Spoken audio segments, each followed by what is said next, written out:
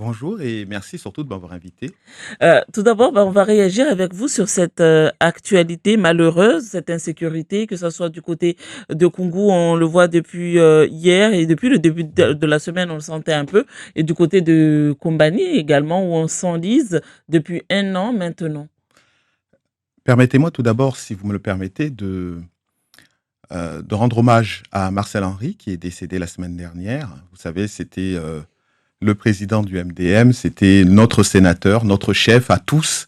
Et je tenais également à remercier vraiment l'hommage que Mayotte Première lui a rendu à travers les émissions qui ont été dédiées, et tout particulièrement au Chengué qui a été diffusé en direct la semaine dernière.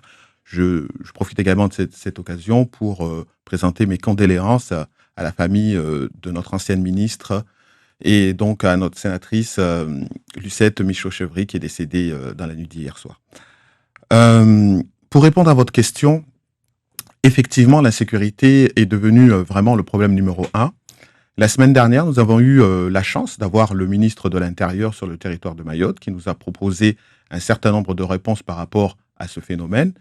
J'ai compris que la plupart des réponses portaient sur le long terme pour lutter contre cette insécurité, mais aucune réponse immédiate à nos problèmes n'a été proposée, puisque finalement, ce qui nous a été proposé, c'était éventuellement des intercepteurs pour l'année prochaine, la création d'une nouvelle brigade de gendarmerie sur l'îlot de Mtsamboro, pourquoi pas, des renforts en ressources humaines pour lutter contre l'immigration et l'insécurité. Je crois qu'on a parlé d'une quarantaine d'hommes supplémentaires.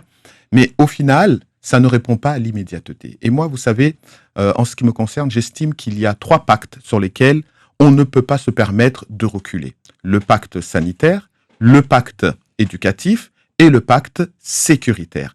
Et parce que, vous le savez, ces 3 domaines-là, on ne nous demandera pas dans quelques années, lorsque vous allez à l'école, est-ce que vous avez eu une éducation normale ou pas. Qui comprendra qu'on dira, oui, vous savez, à Mayotte, il n'y avait pas d'école primaire, ou lorsque vous êtes malade, on vous évacue immédiatement pour vous proposer une solution. Aujourd'hui, par rapport à l'insécurité, on ne peut pas reporter à l'année prochaine ou à plus tard. La réponse doit être immédiate. Et moi, je le dis maintenant depuis plusieurs mois, avec insistance et constance, que si nous voulons lutter contre l'insécurité, il faut agir. L'action, on l'attend au niveau de la justice, c'est-à-dire qu'il faut avoir des peines prises qui permettent de faire reculer cette insécurité. Aujourd'hui, toutes les peines qui tombent ne permettent pas d'effrayer les personnes qui souhaiteraient tomber dans la délinquance parce qu'elles ne sont pas dissuasifs. De la même manière, nous savons qu'on nous parle, par exemple, d'un centre de rétention dédié aux jeunes avec les centres éducatifs fermés, mais soyons réalistes. Même si aujourd'hui on prend la décision de construire ce centre éducatif, il n'ouvrira pas les portes avant 5 ans. Vous voyez. Et qu'est-ce qu'on fait pendant 5 ans? On ne fait rien? Non, ce n'est pas possible. C'est pour ça que moi, je demanderai qu'on agisse comme on le fait sur le pacte sanitaire. Dès que nous avons des délinquants qui ne peuvent pas être mis à Magicavo, mais qui doivent être encadrés et que nous n'avons pas les structures sur place, il doit être sorti de ce territoire. Sortir de ce territoire, ça ne veut pas dire forcément les renvoyer vers leur pays d'origine s'il s'agit d'immigrés, mais il s'agit tout simplement de les envoyer là où il y a la possibilité de le faire. Comme aujourd'hui, lorsque vous avez un problème de santé, on vous envoie là où on peut vous accueillir. Donc pourquoi on le ferait pour la santé, on ne le ferait pas pour l'insécurité? Comment voulez-vous aujourd'hui que nos enfants puissent avoir une éducation normale lorsqu'ils vont à l'école avec la boule au ventre, avec la peur de se faire agresser, et ou avoir tout simplement comme solution des écoles qui se ferment? Ce n'est pas Daniel acceptable Zaidani, et tolérable. vous disiez qu'il n'y avait pas eu de solution immédiate de proposer. Le ministre disait qu'il fallait que les parents également prennent leurs responsabilités. Quand dans des points, on a vu que sur Kombani, Umrereni, on a des adultes qui conseille, qui encourage les jeunes. Là aussi, c'est pas forcément la faute de la justice, c'est pas la faute des autorités, de la police, mais c'est aussi une responsabilité personnelle. Absolument. Il est évident, bien sûr, tout le monde a sa part de responsabilité. Tout adulte, quel qu'il soit, doit prendre ses responsabilités. Vous avez vu dernièrement à Nice, pour la première fois, un jeune de 18 ans a été condamné pour des faits graves qu'il commettait dans la cité. Les parents a perdu son accès à son logement. Il a été tout simplement viré. Ça veut dire que les solutions aussi existent. Donc, vous Si voudrez les parents, des sanctions contre les ben, parents. évidemment, si les parents ne font pas leur job éducatif envers leurs enfants, on ne peut pas les laisser eux aussi, comme si c'est leur responsabilité. Un enfant fait des méfaits dans notre société, en particulier s'il est mineur, les parents doivent également en payer les conséquences. Aujourd'hui, trop de parents vont récupérer leurs enfants à la gendarmerie en rigolant. Oh, il a encore fait une bêtise. Non, il faut arrêter avec ce système. Il s'agit aujourd'hui de rentrer dans un système répressif qui montre qu'on sort les crocs. On ne peut pas se lamenter et reprocher que rien ne va et en même temps de ne pas mettre en place des mesures dissuasives aussi bien pour les jeunes que pour leurs parents. Est-ce que vous trouvez que la réponse répressive est trop molle aujourd'hui? Je considère que tout le dispositif n'est pas en place. Si vous allez interroger aujourd'hui les avocats ou tout le monde judiciaire, ils vous diront qu'ils n'ont pas suffisamment de personnel. Mais si vous voulez avoir une justice efficace, il faudrait préalablement qu'il y ait suffisamment de magistrats, de juges et qu'on ait véritablement une structure qui soit dédiée à Mayotte, le tribunal administratif. Vous ne voulez pas qu'on dépende de la Réunion? Mais évidemment, parce qu'on le voit bien que lorsqu'on augmente les effectifs pour traiter les dossiers de Mayotte, il faut savoir et il faut le rappeler que on augmente les effectifs qui sont installés à la Réunion pour traiter les dossiers de Mayotte. Ce n'est pas un système satisfaisant qui porte ses fruits. Il nous faut une justice rapide, il nous faut une justice exemplaire et il nous faut des sanctions qui permettent de comprendre que les actes qui ont été commis ne sont pas acceptables dans cette société. Trop souvent, nous constatons que la remontrance est la solution, mais la remontrance n'a plus d'efficacité. Vous savez, au niveau du conseil départemental, il y a 10 ans en arrière, on a mis en place pour lutter contre l'insécurité, au niveau des transports et de l'environnement scolaire, on a mis en place les médiateurs. Mais il est évident que 10 ans plus tard, le système des médiateurs est inefficace par rapport à ce qu'il se passe sur le terrain. C'est la raison pour laquelle... Il faudrait mettre des vigiles dans les bus. Écoutez, parce qu'il y a déjà des gendarmes à la sortie des établissements scolaires. Je pense que chacun ici doit prendre sa part de responsabilité. Au niveau du conseil départemental, je l'ai proposé pendant la campagne électorale, je l'ai dit auprès de mes électeurs à Pamandzi, qu'il faudrait évoluer et il faudrait mettre en place une brigade de sécurité départementale. Comme par exemple, lorsque vous prenez le train en métropole, les départements les régions ont mis en place des polices ferroviaires départementales, régionales. Donc ça veut dire qu'au niveau du conseil départemental de Mayotte, nous devons créer une brigade de sécurité départementale pour assurer la sécurité de nos enfants que nous transportons. Parce que je rappelle encore une fois qu'il s'agit d'une responsabilité départementale. Il ne s'agit pas simplement ici de dire l'État, les parents, et d'oublier que le conseil départemental a aussi son rôle à jouer. Nous devons évoluer. Transition toute faite pour parler du département. Vous êtes de retour au département, mais dans l'opposition. Comment comptez-vous agir? Est-ce que justement avec ce genre d'idée, vous pensez qu'avec cette nouvelle majorité, vous serez écoutés? Écoutez, il appartient à chacun. Moi, ma méthode de travail, elle est très simple. Je ne garde pas mon savoir pour moi. Il ne s'agit pas de se dire que pour agir, il faut être dans la majorité ou pour agir, il faut être président du conseil départemental. Certains le pensent ainsi et certains agissent ainsi. Ce n'est pas mon cas.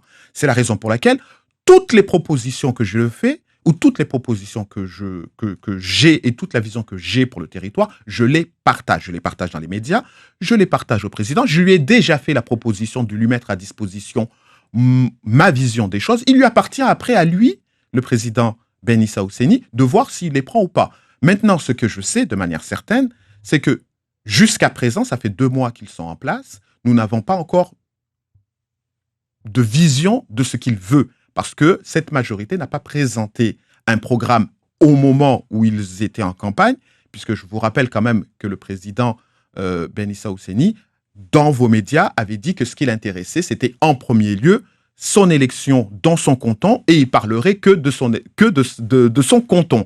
Aujourd'hui, en tant que président, il doit présenter une politique générale pour Mayotte avec sa majorité. Vous Et à pensez partir qu'ils de n'en là, ont pas de politique générale, même si, parce que même s'il n'a pas eu l'investiture des LR, mais il est issu des LR, et dans cette majorité, il y a des gens des LR et des LR porter un projet départemental. c'est la raison pour laquelle je vous ai dit qu'il appartient à chacun d'entre nous, dès lors qu'il a une vision de Mayotte, de la partager. Euh, le président Ben Issa Ousseni n'est pas seul dans cette majorité. Je rappelle qu'ils sont 17. Donc, avec là, il y a également des gens qui n'ont pas d'expérience, mais il y a aussi des gens qui ont de l'expérience et qui avaient un projet. Donc, encore une fois, je le répète, il ne s'agit pas de mettre en place le projet que lorsque nous sommes présidents, mais il s'agit qu'une fois que nous sommes élus, c'est de partager notre vision pour Mayotte. Moi, je le fais. Et c'est la raison pour laquelle je vous ai dit tout à l'heure qu'il faudrait créer une brigade de sécurité départementale. Il ne faut pas dire que c'est Daniel Zaidani qui a proposé cette idée. Il faut comprendre que c'est ce qu'il faut faire pour lutter, pour améliorer la sécurité de nos enfants au niveau des transports scolaires. De la même manière, il faudrait que nous créions, le conseil départemental, un fonds assurantiel pour faire face aux dégradations des bus. Parce que vous le savez, lorsqu'un bris de glace pour un bus, il faut compter entre 6 et 10 000 euros pour remplacer un vitre. Donc, nous Sachant avons... que les assurances ne veulent plus vraiment prendre tout Ben, ça en charge si actuellement. vous voulez connaître la réalité, les assureurs de Mayotte n'assurent plus les transporteurs scolaires. Ils sont obligés d'aller jusqu'à La Réunion pour se faire assurer. Ça aussi, c'est un scandale. Mais je pense que le conseil départemental doit créer un fonds dédié pour faire face à ce genre de dégradation qui n'était pas prévu dans le marché initialement. Parce que je rappelle encore une fois que tous ces transporteurs scolaires travaillent pour le conseil départemental. Donc, il appartient au conseil départemental de créer les conditions de la réussite et d'un bon transport de nos enfants. Actuellement, on a les sénateurs, ils repartent aujourd'hui, je crois, et qui sont ici à Mayotte pour parler de l'immigration clandestine, de l'insécurité, tout ça en vue de la loi Mayotte. Ils ont rencontré des élus hier. Est-ce que vous avez fait partie de cette rencontre? Vous pensez quoi? Mais vous le savez bien, Madame Kala, lorsque les ministres ou les têtes pensantes décisionnaires viennent sur le territoire de Mayotte, ils vont voir l'exécutif. Daniel Zaidani n'est qu'un petit élu de l'opposition.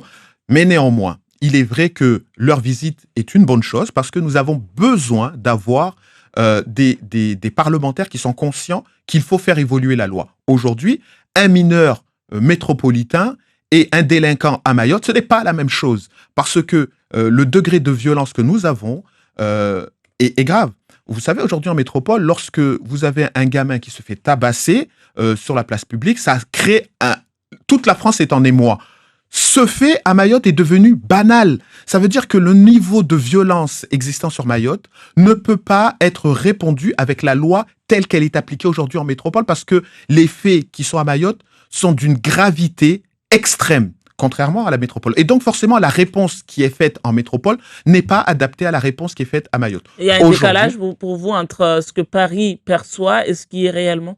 Ben, bien sûr. Ça veut dire que nos élus ne font pas le job? Ben, ce qui est clair, c'est que lorsque le problème premier de Mayotte est l'insécurité et les violences, et que la réponse du ministre de l'Intérieur, une fois à Mayotte, c'est de nous parler de réponses à long terme sur 1 an ou sur 2 ans, c'est incompréhensible pour le commun des Mahorais qui sont ici. Moi, le premier, je ne peux pas comprendre un tel décalage. C'est comme, par exemple, nous voulons des réponses pour lutter contre l'immigration clandestine. La réponse du ministre a été de dire il faut que la barge soit gratuite pour que les forces de l'ordre puissent traverser. Vous voyez un petit peu le décalage entre la perception qu'il a de Mayotte, en tout cas la perception qui lui a été donnée des problématiques mahoraises et la réponse qui est faite. Vous êtes déçu de cette visite, cette double visite ministérielle? Ben, il est clair que cette visite ministérielle, finalement, elle s'est placée dans une projection d'une élection présidentielle, puisque vous voyez bien que les réponses qui ont été données incitent finalement l'électorat local à dire si vous voulez que les choses aillent mieux à Mayotte, faites confiance au gouvernement actuel, puisque le président potentiel qui sera élu en mai 2022 a déjà une vision de ce qu'il faut faire. Moi, en ce qui me concerne, nous savons que nous devons d'abord être jugés sur les actions que nous faisons actuellement. Et si nous ne comprenons pas actuellement la problématique de vie des Mahorais, je ne peux pas comprendre ou je ne pourrais pas croire qu'on la comprendra mieux dans 6 mois. Si nous voulons vraiment, ou si le gouvernement vraiment aujourd'hui veut que la population mahoraise vote pour le gouvernement actuel et pour éventuellement le candidat Emmanuel Macron, il faudrait que le candidat ou le président actuel Emmanuel Macron agisse pour répondre à nos problèmes immédiats. Le problème immédiat, c'est ce qui se passe à Kombani. Notre problème immédiat, c'est le fait qu'on ne peut plus circuler le soir. Le problème immédiat, c'est le fait qu'on a une immigration sur laquelle on n'a pas apporté de solution en 15 ans.